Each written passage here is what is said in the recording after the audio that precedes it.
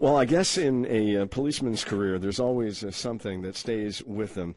We've seen so many fictionalized accounts of what police go through, how involved they get in cases. I know I'm kind of stuck now at Grace Point because I was stuck at Broadchurch, which is a wonderful new series about, looking after a child who died, and they're trying to figure it out, and everybody's a suspect in that fictionalized version. But in a case that Vern Krill, a former Shelton cop, finally broke this case, and it still haunts him. Now, this is a case, Vern Krill, that goes back to 1980. 1980. Yes, right. And when was it solved? Larry, actually, she was killed on Valentine's Day, 1980. We didn't find her body for 2 weeks, so it was like March 2nd. Actually, we were able to find the body. And probably not for maybe 3 months, we were able to find out leads as to who was the perpetrator, of course, of the murder. It took quite a while. It was a quite extensive investigation. But why is it that, Andy Tebow, who, of course, is a great muckraker journalist, has done this new compendium called More Cool Justice? Why was this a story that you think he latched onto, or he can explain it himself, and why has it haunted you all these years?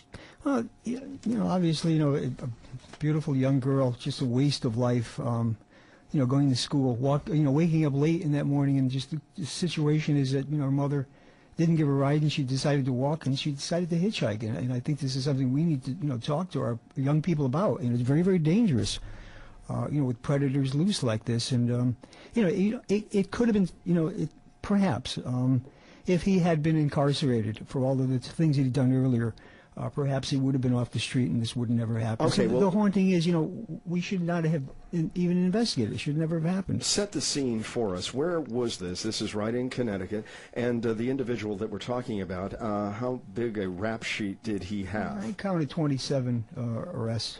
27? Yes, and with multiple short-term incarcerations. And where exactly did this take place? Mostly Connecticut, but also some adjoining parts of New York State also.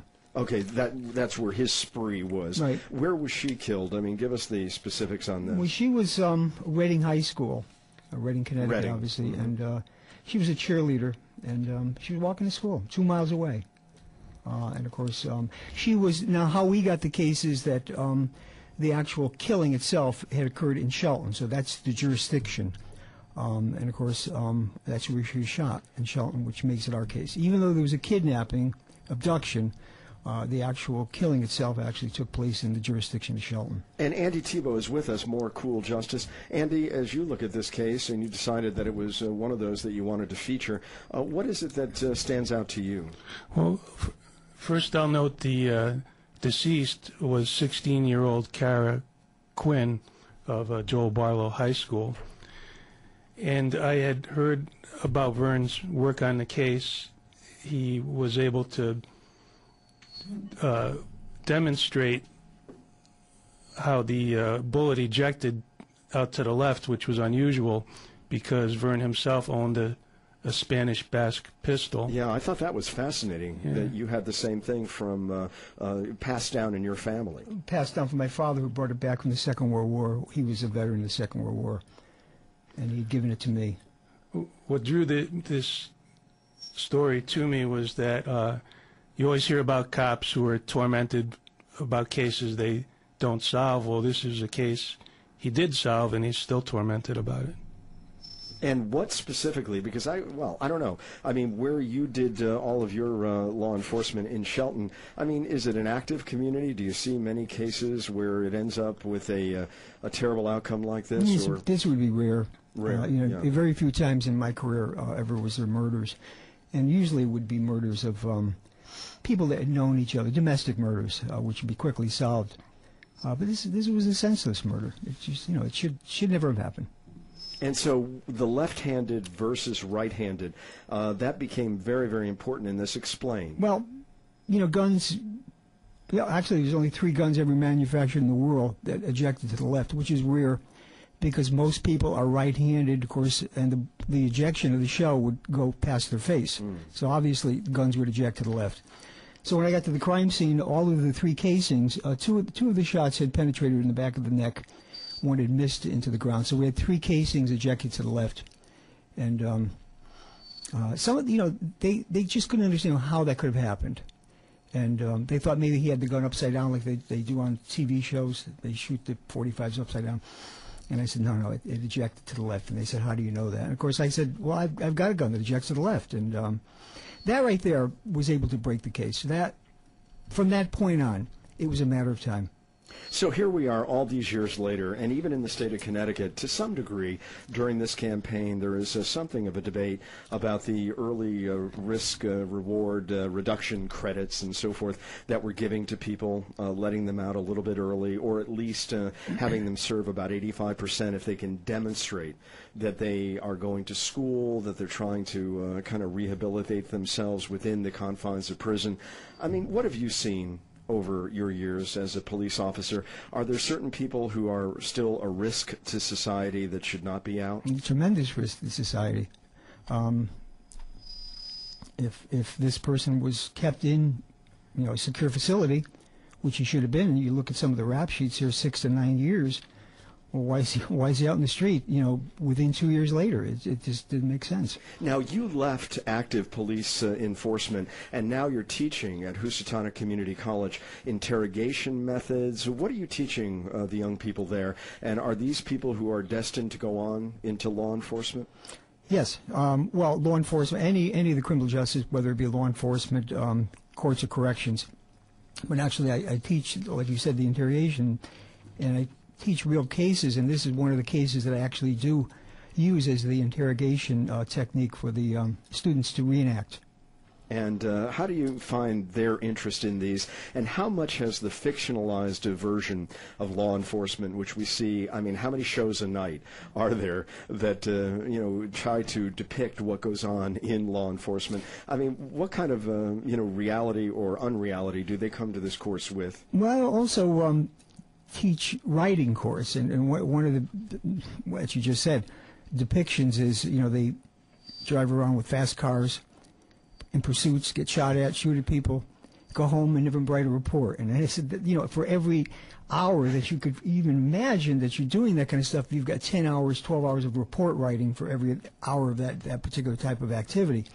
And of course the depiction is, it's going to be a lot of fun, but there's no writing. There's a lot of hard work. And, you have to really, really love the job. And you have to be dedicated. And, of course, you're getting paid to do a job, and you need to solve crime. Andy, did you want to say something about Vern's work? Well, I can only repeat what I said before, how I was struck by how he's still haunted even when he solved the case. And let me ask you, Vern, when you think back to the penalty that this guy received in previous cases, when you look back at why he was still out on the streets, the propensity that he showed, and the potential to do what he did, what about the last time? What has happened to him? Well, he's died. What happened? Let me just bring this out here because it's a good point you're saying. When we saw that he was a convicted felon, again, committing a crime with a handgun, that right there makes it a federal offense. So, by the grace of God, the case was tried in a federal court, and he went to a federal penitentiary. Actually, he went to Leavenworth, and he never walked this earth as a free man again. So I think there's the difference there, the standards probably for federal crimes versus state crimes.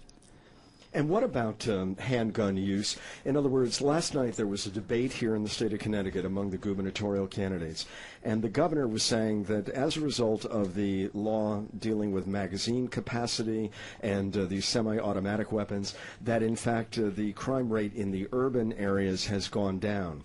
And I sit there kind of scratching my head, saying that what I imagine is that most of the guns that are being used are handguns in the urban area, not necessarily these other types of weapons. And I can't believe that the law thus far has had that impact or was ever really intended to deal with the type of urban crime that we have in the state of Connecticut. What do you say? Well, overall, the rate of crime has dropped dramatically. As a result of? Well, there's many theories as to why, but it's been dropping for the last 20 years. Right. So it's not just this last year. It just could be just one of those coincidences where, we had 52 murders perhaps in Bridgeport in 1990, where maybe we have 6 this year. It's just the drop in rate of crime at all levels of crime. Okay, so you would not ascribe it to one law. I can't see it. Again, it's the theories that perhaps coming from a different area, but not particularly from any laws that have been enacted for handguns that I could see. Okay, more cool justice, by the way. It is included in that compendium of great columns and writing by Andy Tebow. Andy, is there anything else? Last time you were here, we were talking about a whole range of cases from Woody Allen to Billy Smolinski. Is there anything else that you think we have not highlighted? Since you've been here, you've been doing some talks, and you did one in Washington. You were just at Barnes & Noble here in Waterbury. Tell us where you're going to be, and give us another story that really, you think really deserves some kind of highlighting today on the program. Well, I had a great time at the Hickory Stick in Washington Depot and at Barnes & Noble Waterbury. Wonderful hosts, and they had me sign a bunch of books that some are still on the shelf now. And then Sunday I'll be at the Farmers Market in Morris at Route 63 and 109 from 11 a.m. to 2 p.m., and they got a corn maze for the kids there, and they got these cows they call like Oreo cows because they're black and brown or brown and that's white. That's got to be a great place in the corn maze for a crime to happen that Vern Krill has to solve. Yeah, I like that. I'll bring my students. But it's a really cool farmers market. They got a ton of good food, entertainment, and I'll be selling books there with a couple other fellas. Okay, we're going to get you back around here to a public library near us so that people can be exposed to your writing. Give me one more story, one more vignette that you think we didn't touch upon last time that you think would really help people understand what more cool justice is all about. Well, there's one chapter that's totally fiction. It's called The Quiet Practice Diaries, and it's about adventures at a mythical newspaper in Connecticut called the Rose City Bugle. And I mentioned to Vern earlier that we're both familiar with Joseph Wambaugh's book that involved quiet practice, the Quiet Boys. And we had our own spin on this with cops and reporters and assorted other people. Okay, well, there's a lot in this book that people should grab a hold of. Hey, Vern Krill, I want to ask you, you're at Housatonic Community College now, and what is it that you teach in terms of interrogation methods? I mean, a lot of people wonder if that is where justice either is applied or denied right at the early stage, because I had a gentleman on a very famous case that I'm now forgetting what they called it, shorthand. They've done movies about it and so forth, where he and 2 of his friends were kind of singled out, interrogated, and got one to kind of make up a story about the others just because they were so overwhelmed by the process and the way that they were being pursued by law enforcement. I mean, what do you think about having cameras in these interrogation rooms? How important is that for the conduct of justice in America? What do you say to that? Well, what you just said there was, you were talking about a false confession. Yes. That's something we don't want. The guilty person goes free, and the innocent person is convicted. That's a wrong. But again, with the constitutional rights guaranteed, the cameras need to be there to see that the suspect was treated fairly and treated honestly. And I think that's very, very important. Justice is one thing, but fairness and honesty in the constitutional way is something we really, really have to adhere to. Now, there are a lot of people who can't even imagine that they would ever give false confession to something that they had never done. How does that happen? In other words, if I knew I didn't kill that girl or I didn't do this, that, or the other, why would I ever admit to that? Notoriety. It's a moment of their 15 minutes of fame. Some people want that. Sure, how many people had admitted to the Boston strangling incident, Boston Strangler? Many people had. Again, another thing too is they're intimidated, they're fearful, they want to go home. That's the whole thing. I want to go home. I'll tell you anything. That's what I hear often. Yeah. Now, let me ask you in closing about cameras.